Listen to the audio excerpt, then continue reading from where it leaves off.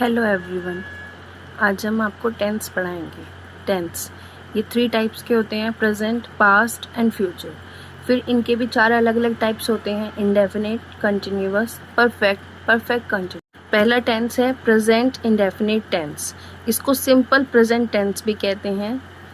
इसकी पहचान, जिन वाक्यों के अंत में ता है, ती है, ते है आदि शब्द आते हैं उनको प्रेजेंट इंडेफिनिट टेंस या फिर सिंपल प्रेजेंट टेंस कहा जाता है।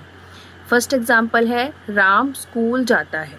तो इस सेंटेंस में जो राम है वो सब्जेक्ट हो जाएगा, जाता है ये हमारी वर्ब हो जाएगी और स्कूल ये ऑब्जेक्ट हो जाएगा।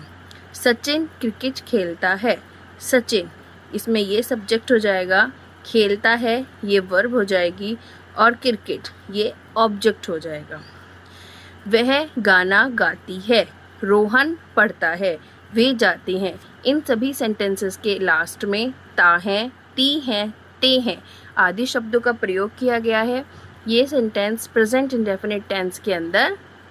अब इसके अंदर भी 4 टाइप के सेंटेंस होते हैं, affirmative, negative, interrogative, negative, interrogative. First sentence होता है अफर्मेटिव सेंटेंस। इसका रूल है सब्जेक्ट वर्ब की फर्स्ट फॉर्म में एस या फिर ईएस प्लस ऑब्जेक्ट। अब हमारी वर्ब कौन कौन सी होती हैं? सोना, खेलना, खाना, पीना, ये सब हमारी वर्ब्स होती हैं। वर्ब की फर्स्ट फॉर्म में एस या फिर ईएस का यूज़ किया जाता है। तो जो भी हमारे सिंगुलर सब्जेक्ट्स होंगे जैसे कि ही, शी, इट एसेट्रा, इन सब के साथ हम वर्ब की फर्स्ट फॉर्म में एस या ईएस का यूज़ करेंगे।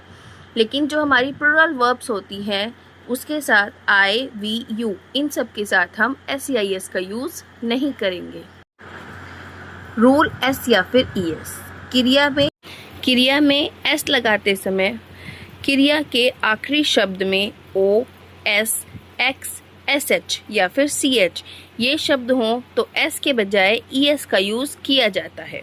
जैसे कि गो, इसके लास्ट में ओ आ रहा है तो इसमें हम एस नहीं लगाएंगे, ईएस का यूज़ करेंगे। टैक्स, इसके लास्ट में एक्स आ रहा है तो हम इसमें ईएस का यूज़ करेंगे, टैक्सेस हो जाएगा। वॉच, इसके लास्ट में सी एच आ रहा है तो हम इसमें ईएस का यूज़ करेंगे, वॉचेस हो जाएगा। पास, इसके लास्ट में डबल एस आ रहा है तो हम इसमें ईएस का यूज़ करेंगे, वॉश, एस एच आ रहा है, वॉशेस हो जाएगा। Teach, C H, teaches. Next rule है क्रिया के आखिर में यदि वाई का प्रयोग हो तो वाई का आई कर दें और आगे ईएस लगा दिया जाए। जैसे कि ट्राई में वाई को हटा के आई कर देंगे और उसके आगे ईएस लगा देंगे। इसी प्रकार स्टडीज़ और कैरीज हो जाएगा। रूल नंबर 3, वाई के पहले स्वर हो तो वाई का आई नहीं किया जाता, सिर्फ एस लगा दिया जाता है। जैसे कि प्ले, अब इसके आगे ये वोवेल आ रहा है ए तो हम इसको वाई का आई नहीं करेंगे, इसके आगे एस लगा देंगे। यहाँ पे ई वोवेल आ रहा है ओबेज, यहाँ पे यू वोवेल आ रहा है बाय। हम हॉकी खेलते हैं तो इसमें ये सब्जेक्ट हो जाएगा, खेलते हैं वर्ब हो जाएगा, हॉकी ऑब्जेक्ट हो जाएगा। इसको कैसे बनाएंगे? वी, खेलते हैं प्ले, हॉकी, हॉकी आ जाएगा। यहाँ पे वी आया है मतलब प्लूरल वर्ब आई है तो उसके साथ एस या फिर ईएस का यूज़ नहीं किया। स्कूल जाती है, राधा यहाँ पे सब्जेक्ट हो जाएगा, जाती है ऑब्जेक्ट हो जाए, वर्ब हो जाएगा और यहाँ पे ये ऑब्जेक्ट हो जाएगा। राधा जाती है, गो, राधा यहाँ पे सिंगुलर है तो इसमें एस या फिर ईएस का यूज़ करेंगे। यहाँ पे ओ आया है तो इसीलिए गोज हो जाएगा, goes to school. Next negative sentence. इसका रूल होता है subject do not, does not plus verb की फर्स्ट फॉर्म प्लस ऑब्जेक्ट। यहाँ पे एस या फिर ईएस का यूज़ नहीं किया जाता है। डू किसके साथ आता है? जो प्लूरल वर्ब सब्जेक्ट्स होते हैं हमारे आई, वी, यू, दे, सारे के सारे इन सब प्लूरल सब्जेक्ट्स के साथ डू का प्रयोग किया जाता है। डज आता है सिंगुलर सब्जेक्ट्स के साथ, for example he, she, it.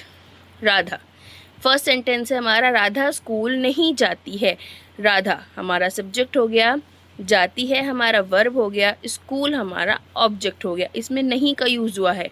Radha singular subject है तो इसके साथ डज नॉट का यूज़ किया जाएगा। राधा डज नॉट जाती है मतलब गो, स्कूल की हो जाएगी टू स्कूल। वे स्कूल नहीं जाते हैं।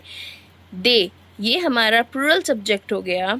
जाते हैं हमारी वर्ब हो गई। स्कूल ऑब्जेक्ट इसके साथ नहीं आ रहा है, तो प्लूरल सब्जेक्ट दे के साथ क्या यूज होगा? Do not go to school. Next है हमारा इंटेरोगेटिव सेंटेंस। इसका रूल होता है WH family, do not, do does plus subject plus verb की first form plus object last में क्वेश्चन मार्क। ये दो तरह के होते हैं, पॉजिटिव सेंटेंस और निगेटिव सेंटेंस। ये जो WH फैमिली होती है इसमें कुछ वर्ड्स आते हैं, क्यों, वाई, क्या, व्हाट, कैसे, हाउ, कहाँ, वेयर, इस तरह के शब्दों का प्रयोग किया जाता है। इसका rule WH family plus do does plus subject plus not verb की first form plus object last में क्वेश्चन मार्क। अब ये जो इंटेरोगेटिव सेंटेंस होते हैं ये भी दो तरह के होते हैं, एक यस नो आंसर टाइप वाले और एक WH फैमिली वाले। जैसे कि पहला सेंटेंस है, क्या वो खेलता है, तो यहाँ पे यस और नो टाइप में पूछा गया है, क्या वो खेलता है। तो सबसे पहले हम वो देखेंगे, वो हमारा क्या है? Singular subject. तो सिंगुलर सब्जेक्ट के साथ क्या आएगा? डज। डज ही, खेलने की इंग्लिश होती है प्ले, लास्ट में क्वेश्चन मार्क। क्या राम खेलता है, तो राम सिंगुलर सब्जेक्ट हो गया, उसके साथ डज, राम प्ले, लास्ट में question mark. Don't use WH family, यहाँ पर WH फैमिली का यूज नहीं किया जाएगा। WH फैमिली का यूज कहाँ पे करेंगे?